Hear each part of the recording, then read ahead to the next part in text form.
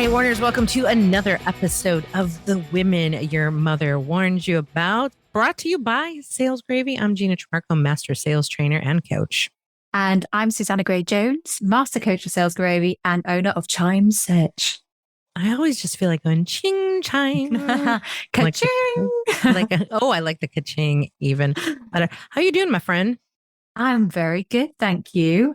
And It's so funny because everyone that I'm speaking to over here in the UK is like, you keep going into a little American accent when you're trying to be funny. And it's like, because I always joke around with Gina and I have my American accent. But yeah. You know what I love when you say Gina? Gina. You say Gina. Yeah, Gina. Gina. How do you say it? How do you say it? Gina. Yeah, Gina.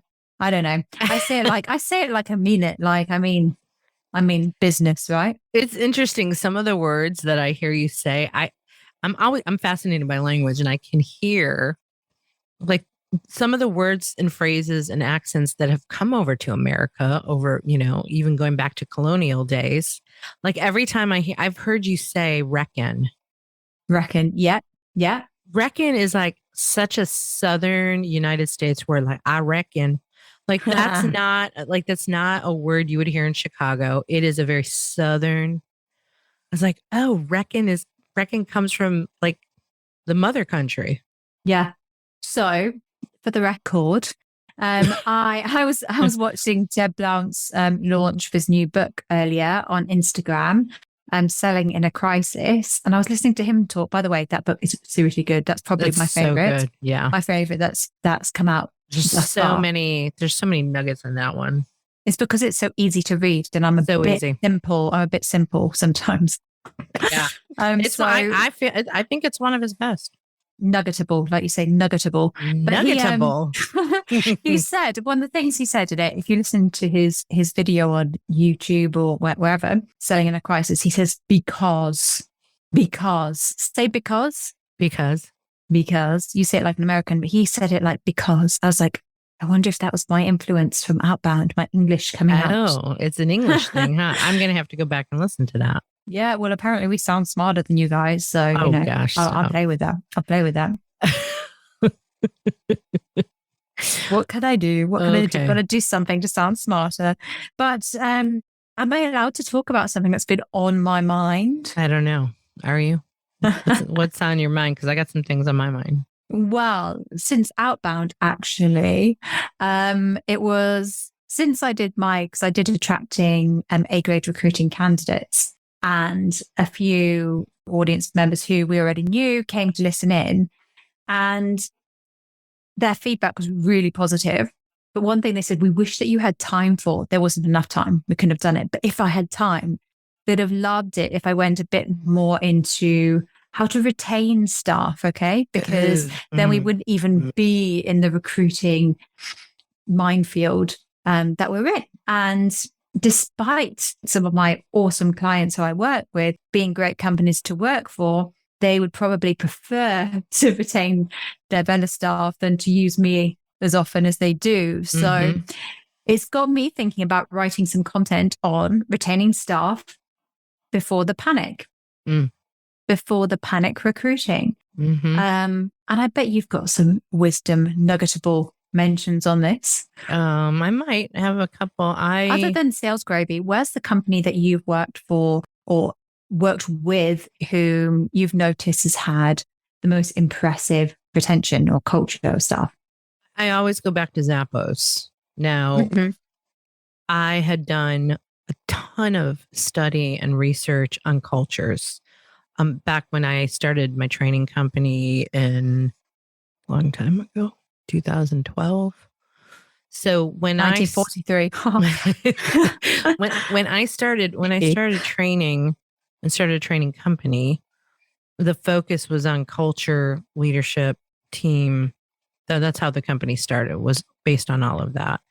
And I learned a lot along the way with clients in the struggles that they were having. And I did a lot of training around recruiting and retention, not recruiting how you recruit, but creating a culture that is attractive to employees. And then how do you lay out the groundwork to retain them? So I went on a mission to really understand it and study it. And that brought me to Zappos.com. And Zappos, which got acquired by Amazon years ago, and their visionary CEO, Tony Hsieh, died a couple years ago, actually, during COVID. They really came up with this amazing culture. And a lot of it's based on core values and mission and vision, and that's also important in culture. But they created this culture that then turned into a spin-off business called Zappos Insights. And Zappos Insights, yeah, focuses on, and I think they're not doing it right now because I looked at their website recently on it, and they're kind of like on a hiatus. And I don't know if that's because of Tony's passing, but they were actually hosting a variety of like 3-day boot camps where you could go to Zappos in Las Vegas and be there on their campus and observe and learn from them on how they recruit, how they retain, and that entire culture. There's so much behind that culture, from education and professional development. And they have their own university, Zappos University, where you could take classes. Tony Hsieh was a visionary in downtown Las Vegas and created housing for his employees so that they could live affordably. You know, Vegas doesn't have income tax. So even though you started the company at $15 an hour back then, in a state without an income tax, not that bad. But then he created housing that was like, you know, you could rent an apartment for $600 a month and then walk to work. And you go to work and they feed, you know, they have breakfast and lunch that you never got to pay for. And they have a gym, and you can go into the community and volunteer and get paid, and like you're on the clock, and you can take classes on the clock. And they better be good employees getting all that, right? Well, and that's just it. In their culture camps that you could attend, like I shadowed employees and watched their, you know, like for Zappos particularly, their mission is to give the best customer service. That's it. Mm-hmm. To give our customers the best service. That was their why. Mm-hmm. And in their core values, right, those employees had the core values memorized. Almost, it was like a cult. Yes. So when they were making decisions that affected customers, right? So their call center, all US, 24 hours a day in Las Vegas, right? So 3 shifts a day. The calls that come into the call center are usually calls that they had a problem with their order. Mm-hmm. So that's, you know, that's what's coming in, right? Those are the calls coming in. And only 3% of their customers have problems. So the calls that are coming in 24 hours 3%, a day. 3%. That's amazing. Yeah. That's amazing. I don't know how I remember all these stats, but I think I was just astounded by it. So imagine you didn't get your shoes and you call and you're like, I didn't get my shoes. And that person answers and is like, oh gosh, I'm so sorry. Okay, let me look. And they got like 2 monitors on their desk. Everybody does. Yeah. And they're in this big open room. And she's like, okay, I found the pair, an exact pair that you had ordered. And like the customer said, the box is empty, right? My box came and there were no shoes in it. So the girl's like, no problem. I have another pair coming to you. I'm sending you a coupon so you can get the next pair for free. Like, you know, all these things she throws in and gets off the phone. And I'm like, I got to ask you, how do you know she's not lying? Yeah. Right. So that's my like cynical side. And the woman was like, Gina trusts no one. Right. And the woman goes, it's not my place to question it. And that's fair. You know, that's fair because that's, I suppose, oh, I feel something coming into my mind. So she's like, customer's always right. What? Well, right. It was like, well, according to core value number 6, right. And she recites the core value, that I don't remember, but she recites the core value of like, you know, this is what we live by. And I was fascinated by it because if you lay that foundation down, and there's so much more that goes into everything that they do and how you get, when you interview there for like a CFO job, you still start out in the call center. Mm-hmm. Right. And then you get trained so that everybody understands the core level job. Mm-hmm. And then after a month, they offer to pay you to quit. Wow. They offer to pay you to quit. And at that time, I think it was $2,000. Like, if you leave, we'll give you $2,000 to leave. Why? Yeah. I was hoping you're going to ask that, because you know what? They may have gotten into it and realized it wasn't the job for them, but now they're in it. And now like, oh, God, I'm in it. And so they're in it. Maybe they're not happy. They're not going to quit because they don't have another job lined up. And so they're probably going to look for another job while they keep this job. But while they keep this job for a check, they're really not that productive. That's what we call garden leave over here. Do you call that garden leave? What is it? Garden leave. What is garden leave? What is that? So it's like where, say, for example, I was working for a sales company, went to join a competitor, and they didn't want me to work my notice period because I would be privy to information that I could use. Yeah. They put you on paid leave, which we call gardening leave. Now, I have no idea why it's called gardening leave, but yeah, I think it's the same thing. Okay. Well, I mean, yeah, U.S. companies do that too, like especially in salaried, especially in sales. Like, you can leave now.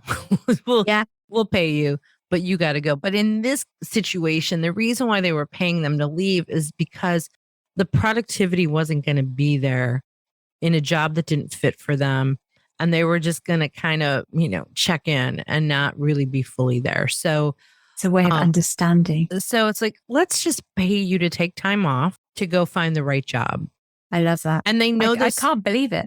And so the next question was, what percentage of people quit? Take a guess. Oh, testing me. What percentage took the money? 0. 2%. 2%. So I knew it was going to be little, and I'm not surprised. 2%. Reverse psychology. So what is that? But what does that also tell you? What does that tell you that only 2% left? It tells you that it doesn't matter what payout they would get. They would prefer to be working in the company than not, because it's not worth that 2,000 whatever to work. Yeah, well, what else? But what else does it tell you?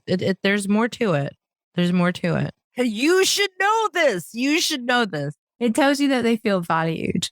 And that's why they want to stay. No.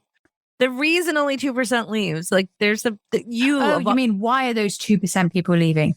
Why is only 2%, or why there are 2%? Why is it only 2%? For the reasons I just told you. Okay. Right? All right. Okay. You're now picking up my hints. Because people are relocating. No. This is about recruiting. They put the time in up front to recruit right. They recruit. Okay. Sorry. So I see where you're going with imagine this now. I see where you're going. Let's just say 50% took the buyout. Then the recruiters sucked. Then you didn't recruit well. And though, it doesn't matter sometimes who you recruit if you're not looking after them well. So it's got to be two things, right? Recruiting well. But I'm a huge advocate that you have to recruit well first. Yeah. And I agree completely with that. Completely. You have to recruit well first. You have to get the right people, the right fit, the right people in the right seat on the bus and the right bus. And then it doesn't stop there. You continue to create a culture and an environment that they do not want to leave, that they become loyal to. It is 2-part, but it starts with the recruiting. And I think the recruiting gets ignored. What did they say was their secret for the recruiting side? Because they created a culture. How? So, understanding what employees want and need, right? So Tony Hsieh was big on surveying his employees, even when he was designing his core values, right? He didn't do it right away. You can't do it at the beginning of a startup company. A company changes a lot.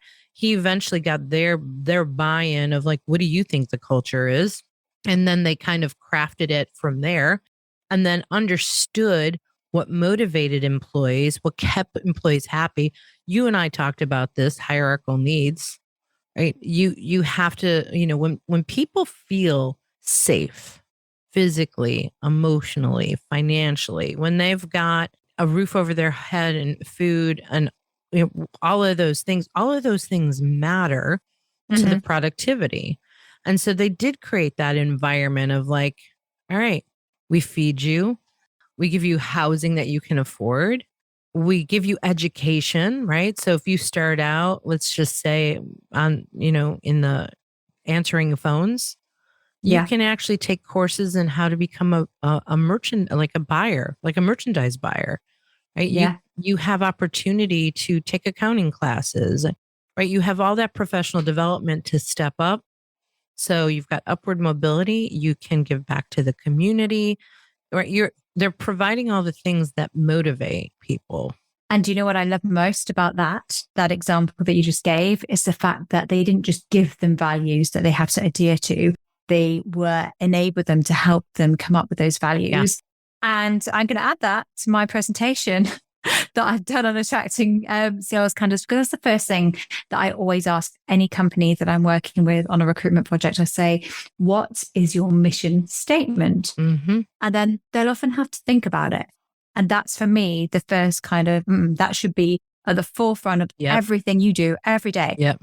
And the thing that properly scares me is that sometimes, and this is what I was trying to get across in my workshop at Outbound, spend time, being creative about what it is that draws people to your company. What do people love about your company? Create that mission statement. Like you said, let's get them involved in that and then set everything around that. And that starts with your interview process, right? Yeah. I know you don't like it when I come prepared, but in my head, I wrote down for me what the 4 most important things are when you're maintaining staff. Okay. So number 1, I thought, was the competencies. You love it when I say competencies in my English accent. Competencies. They need to know from day one what they're going to be measured against. Okay. Because so many people go into roles and they will call me up, or they'll call up the recruiter. They'll be like, oh, I don't know how I'm doing. There should always be a way of judging yourself about what the expectations are and where you are against that. Yeah. And it sounds obvious. And it sounds so obvious. And the reason I keep singing about it all the way over here from the UK is because I can tell you companies aren't doing it. And if they are doing it, it's not something that everyone's aware of that exists. And it's not something that someone knows how to measure themselves against. 100%. I run into so many people in companies that don't. Yeah. And the competency should be linked to the values, right? And people want it. I mean, Jeb talks about this. You have to align the individual contributors' values to the company values. Yeah. Right? So you need to understand their individual values. And then do their values match up? Yeah. And I think that's a big part in the recruiting process, because if your values don't match up with the company's values, you're ultimately going to not be happy and not produce. Yes. And to dig deep, don't take it at face value that they say, yeah, those are my values too. Because when people want roles or they think they want something, they will lie. Not to be negative, but you have to get them to give examples and see how ready they are. And if you're interviewing, be ready with the examples. Well, that's why I'm a huge believer in behavioral style questioning for interviews. Yeah. And I don't think a lot of people are good at that either. Yeah.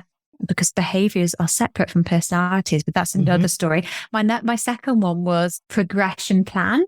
What I need to do. That is big. And you use that in your example. Like how, yes, they might want to progress, but how are you offering them the chances to progress and to reach their potential?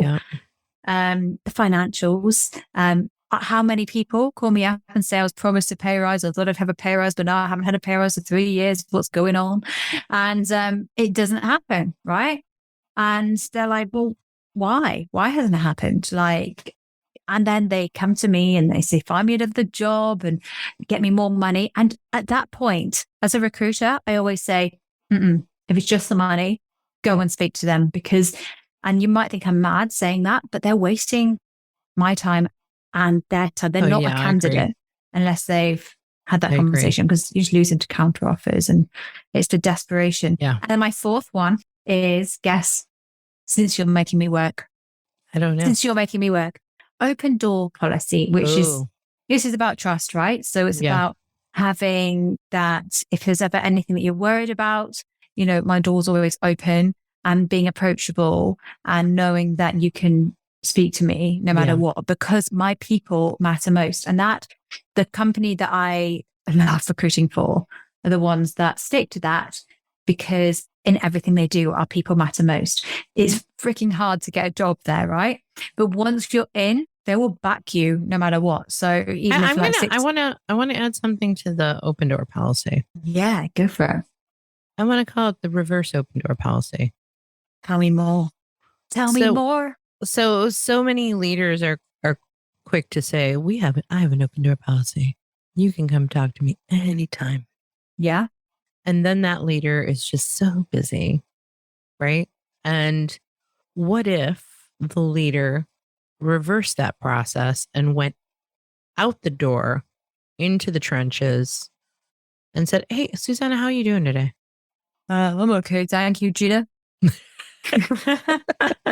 I think this is where emotional intelligence comes in, and you have to have your pulse on the culture and the environment and your team, know them, understand them, spend a little time getting to know them.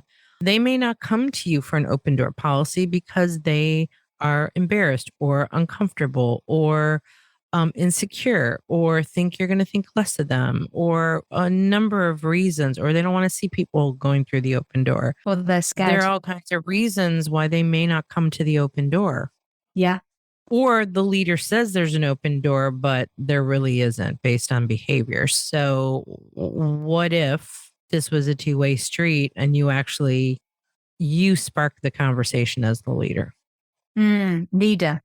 As the leader. Not the manager. Those are two different things, right? Yep. Some of the leaders are there literally for the people, and that is enough. Yeah. Be the leader and check in with someone.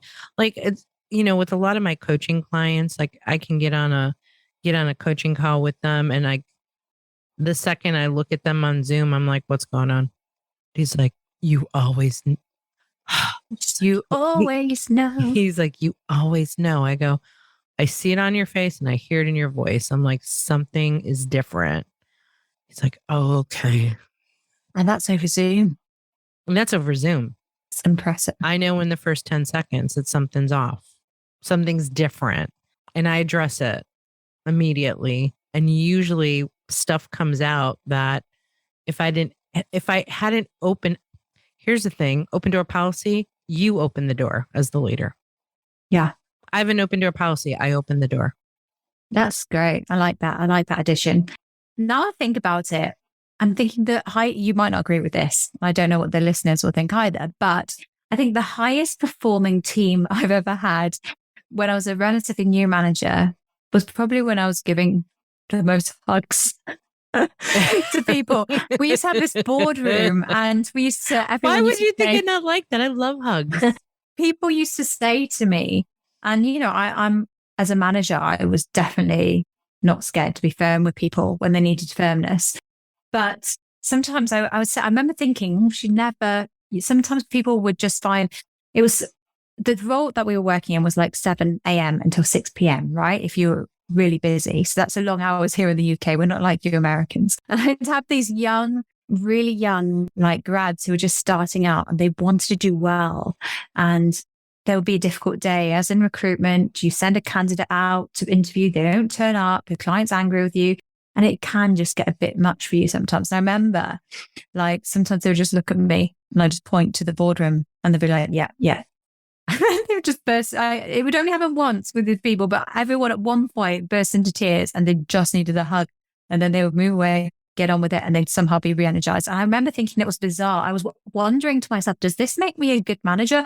Because on my team just getting burnt out, but now I'm a bit older and I see that actually the role of recruitment, sometimes people do just need that side from their manager, that kind of soft side of like. I agree. And I have a tendency to lean towards that side too much. I haven't ever had a hug from you, have I? Only when saying goodbye or hello. I love. Oh, you first. Yeah, I was just saying, you're not around me a lot. That is true. But I'm a hugger, and I'm a get too involved with other people that aren't even on my team, because I want the environment to be happy and healthy and fun, and I want everyone to feel good. And sometimes I get involved when I shouldn't get involved. Oh, oh, you're one of those people, are you? Well, I mean, it's just, I guess it's coming from Too much having, chugging. no, I mean, it comes from having led and managed teams and Yeah. have to have teams work well together. I mean, I had a team where, it was like primarily women and leaders, and then we'd all be in the same room and they're not getting along. And I would usually bring in a box of Kleenex and I'm like, all right, we're going to hug it out. We're going to cry it out. We're going to, I would have to bring them all together. So here's the thing. There's a soft side to me and there's a rough side to me. The rough side to me, the D in the disc of me is like, shit has to happen. Things have to get done. I don't got time for this. I'm not a detail person. Do it.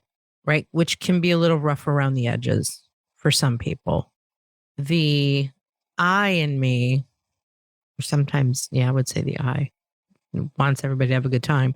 The I in me wants to take care of people because I know that when people are taken care of, right, it's sort of like hospitality and customer service.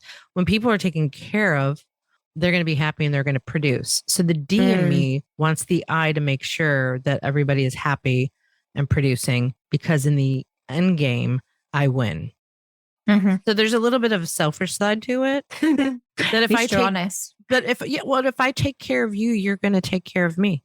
Yeah. Which is an improv thing, right? It's the number one rule in improv, make the other person look good, because if I do that, I'll automatically look good.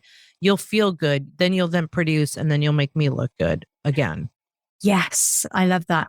I love polls. You do love polls. Not and everybody be clear. Not that kind of poll. Yeah. Yeah. She doesn't mean dancing on a pole.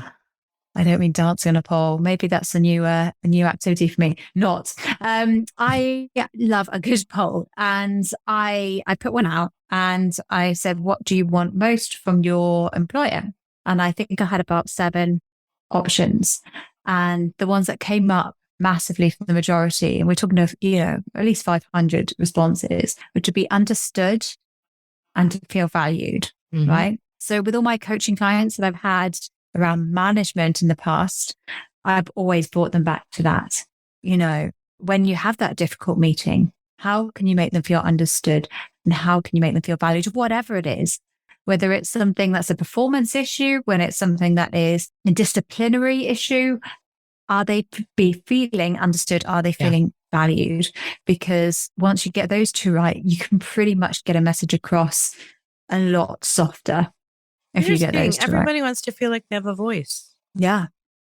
Everybody wants to have a voice and have some kind of say. Yeah. 100%. 100%. But I think, it's very easy, isn't it, to sit here and kind of read the book on how to retain staff. But I just wish that companies invested more time in it and had like a policy and a strategy around it instead of just being on the panic roller coaster of desperation. We need to recruit and fast. I want to share an interesting story with you. So I was talking to someone who has just brought on 2 new salespeople. Actually, they haven't even started yet. They're starting in 2 weeks and they're growing the company. They brought in these 2 salespeople, and his concern, this is like, I felt like an idiot asking questions, but I wasn't sure I was hearing it right. His concern is that they're not going to be very good salespeople and that they are just B players.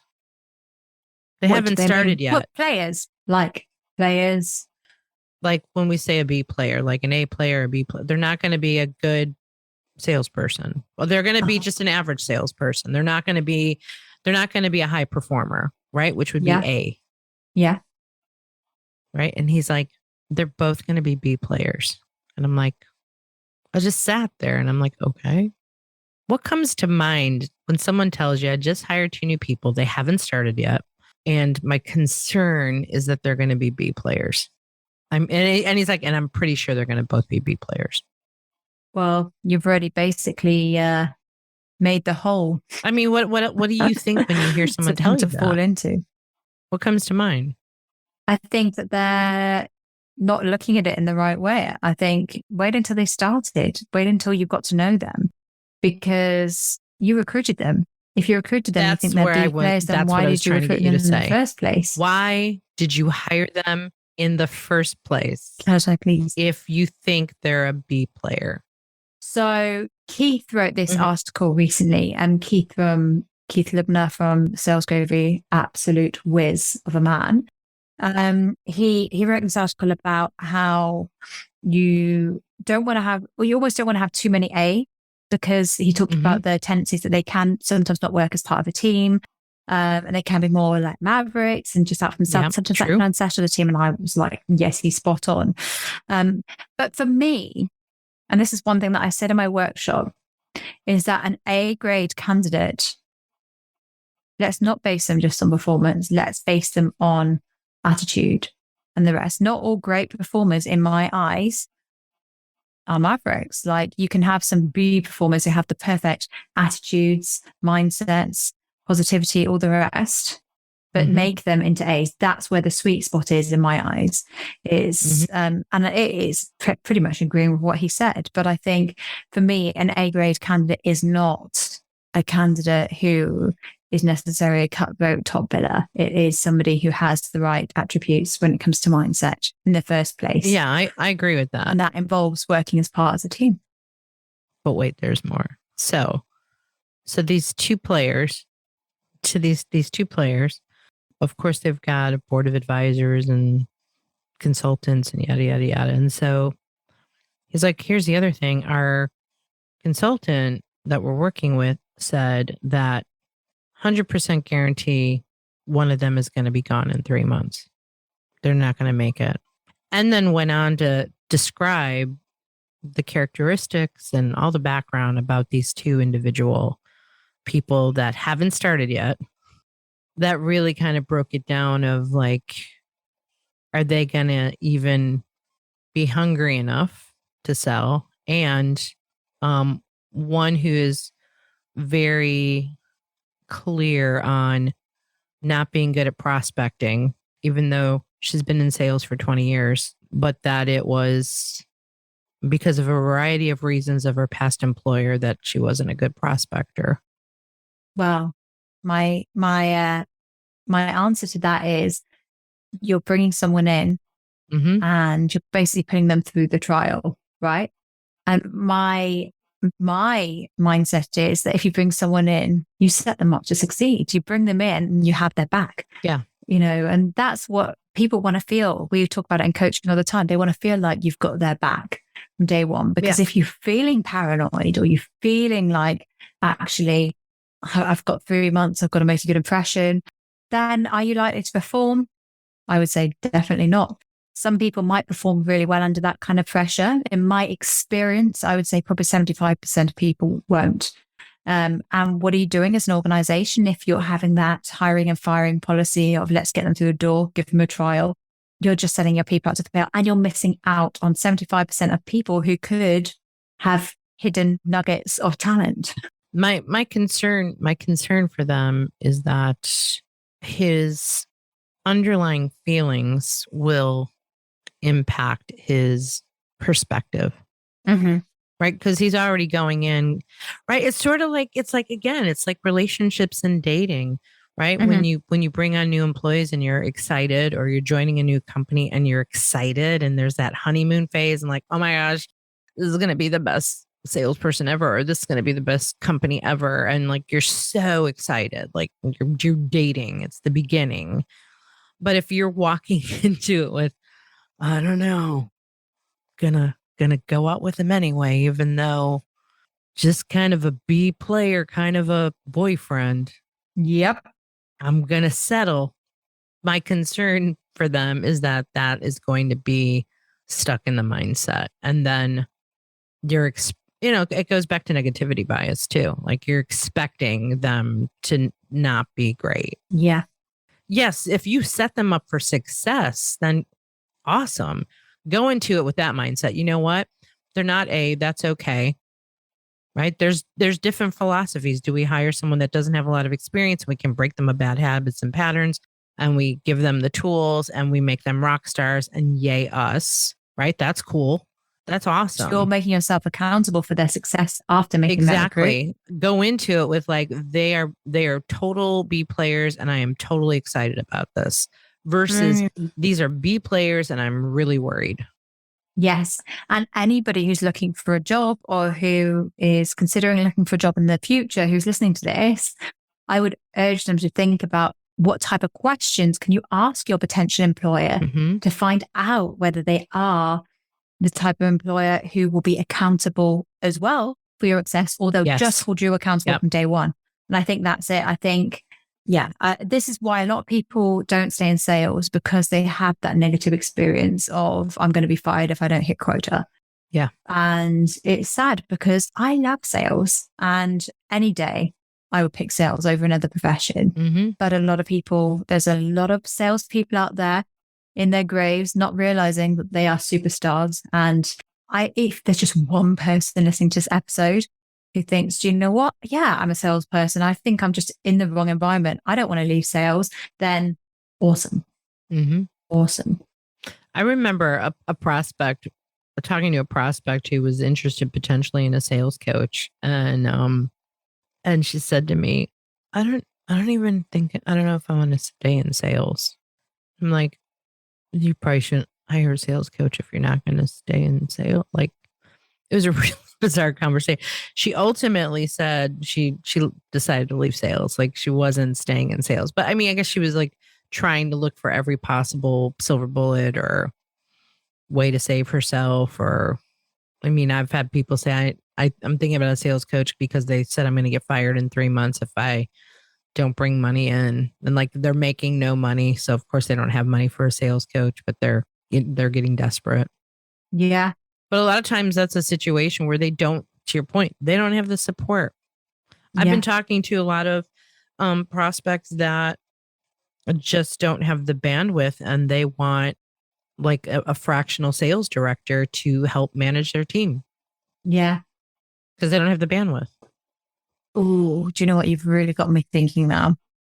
Positive sales stories for people who are thinking of leaving sales. It could be a book. It could be a series of blogs, like how I was treated at this awesome company and how I grew my sales career. Ooh, I love that idea. Well, look, Jeff Bajorak, who's been on our podcast before, he never thought he was a salesperson. How many superstars do we speak to on a daily basis who thought they were never going to be salespeople? I've said the same thing.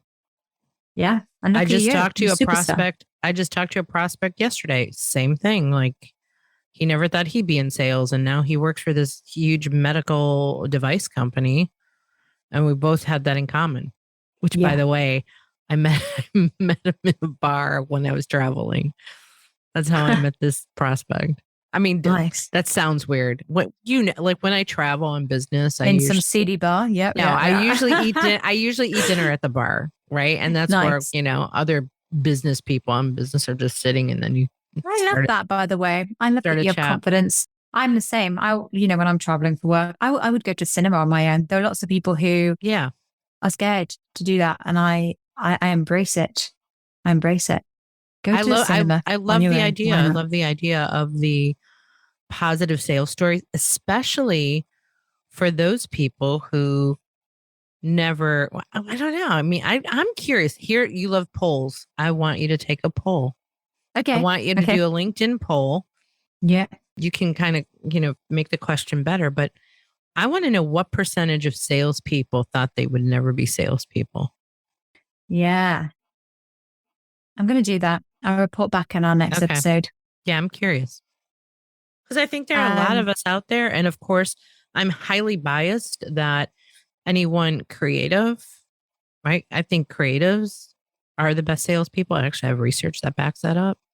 And those are, you think about creatives, you think about like when I was a starving actress trying to get an agent and then realized I like putting food on the table. I'm like, forget this, try to be a famous actress thing. All of those starving actors, there's so many of them, and there's such a small percentage of them that make it, and they're waiting tables. So they're selling. Like, somebody should be out recruiting those young actors trying to get famous in those cities and recruit them into sales. Yeah, I do that. Don't give away all my secrets, but I want to be like, like you could be like a talent agent. Like I did some casting and talent agency work early in my career.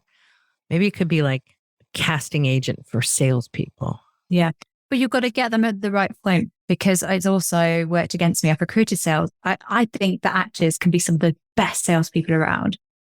But unfortunately, the way the system works in the UK is that a lot of people who can train to be actors are very privileged and they've already got quite a lot of money behind them. Yeah. So they don't have that drive, and then they're always distracted. Not here in the US. Okay. Yeah, that privilege does not exist. Yeah. I think actors are adaptable. They can be phenomenal, but not always. I think you've got to get them at the right point. Yeah. Get them at the desperation point. But honestly, why aren't we? I never knew sales was a career. I don't know what it's like over there in the USA. Yeah. I never knew that you could actually make a career out of sales, like in the way that we have. And I think that's one thing that I'm going to make sure that my kids know about. And I hope that schools will start preparing people for sales careers, because I was told that if I didn't get all of my A levels that I would end up working for a supermarket, which is absolutely fine. Nothing wrong with working for a supermarket. But I was basically told by my teachers that's all I would amount to if I didn't pass my A levels. That was not true. I could have been a salesperson with or without my A levels. Interesting. Yeah. So inspired. I'm going to be putting some good stuff on LinkedIn after this. Would you like a riddle? I would like a riddle. Is it riddle me? Do you know what I'm saying when I say riddle me this, Batman? Do you understand that? No. Have you watched any Batman movies? No. Oh my God. Do you know Batman at all? Unfortunately not. Like, that was something that I missed. Like, explain it for the listeners who are like me. And I'm not big into all this superhero Marvel. I don't even know what, my husband would kill me on this, but so one of Batman's enemies is the Riddler. Yeah. You need to go look it up, because the Riddler is always telling riddles. Yeah. So that Batman's got to figure out what crime is happening. All right. So what's your riddle? You'll love this one. In fact, I've only just seen it. You've got to guess the answer, right? Okay. So people need me to buy things. What am I? People need me to buy things. Money. What am I? Money. No. Desire. Dough. Oh. People need me. I got it. I thought it was quite a good one. Wait, is there another one? Give me another one. Yeah, so many. Give me another one. Oh, that's a bit morbid, that one. We won't have that one. Okay. How many bananas can you eat if your stomach is empty? How many bananas can you eat if your stomach is empty? 30. Good guess. But the answer is just one, because after that, your stomach is no longer empty. Oh, man. All right. Okay. Oh, I love riddles. I'm only just got into them. We need more riddles, because that gets we'll start to get Christmassy as well as we move towards December. And then can we do like a line of a Christmas carol or something at the end? I don't know. Sure. No. Okay. You're lame, Susanna. No, You're lame. Yes, and whatever you want. Oh, yes. Oh, yes, Andy. Oh, Don't yes, Sammy. I know your game. I'm game for anything. But right now I am game for dinner. And I am game for sleep. Yep. So I'm curious what the husband is cooking for dinner tonight. So lucky you. Day off and he's cooking. He cooks he cooks every night. What am I talking about? I'm spoiled. Banana. Maybe we're having, that's what got me. His banana bread. His dough. Yeah. His dough and his banana bread. All right, Warners, we got to go. We got to wrap it up. She's got to go to bed. I got to go to dinner. Thank you for listening to this episode of The Women Your Mother Warned You About, brought to you by Sales Gravy. Hey, up-level your game at salesgravy.university. We've got all kinds of live courses and on-demand courses that will take you to the next level in your sales career. Susanna's got courses there. I've got courses there. There's all kinds of courses there. Go check it out. And for more information about our show, Women Your Mother Warned You About, salesgravy.com or salesgravy.com. Any final words, Miss Graychild? Not tonight. I'll be counting those sheep to get to the sleep. Okay. Bye. Oh, dear.